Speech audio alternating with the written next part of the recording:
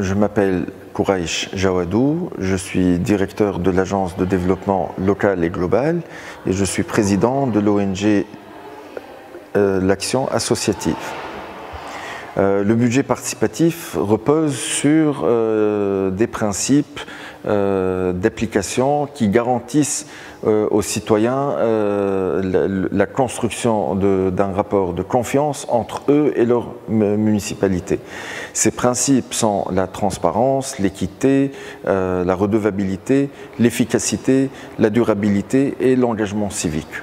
Généralement, ce sont ces 6 principes qui régulent l'application et la mise en œuvre d'un processus de budget participatif dans une commune.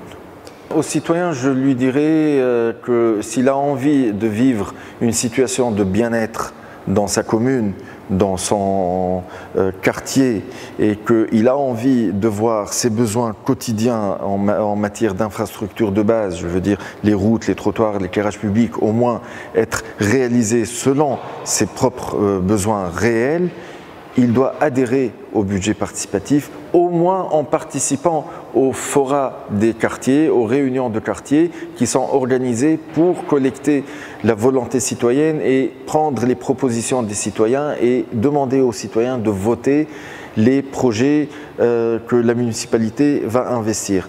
Et à ces citoyens-là, il leur est aussi demandé d'élire leurs représentants. Et pourquoi pas, on pourrait même demander et encourager ce citoyen à devenir représentant de son quartier. Et comme ça, il s'investirait un peu plus dans sa ville et au niveau citoyen.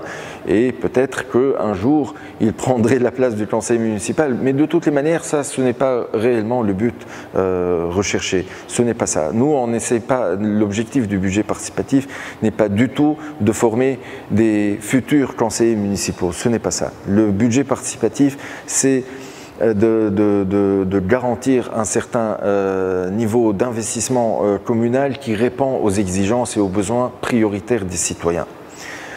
Pour les conseillers municipaux, pour les convaincre à adopter le budget participatif, moi je leur dirais que s'ils ont envie de jouir d'une relation de confiance entre les citoyens et leur commune, premièrement, s'ils ont envie d'avoir plus de revenus financiers pour leur commune, parce que cette relation de confiance va pousser le citoyen à payer ses impôts locaux, et s'ils ont besoin d'être soutenus par les citoyens au niveau de l'action communale, ils doivent absolument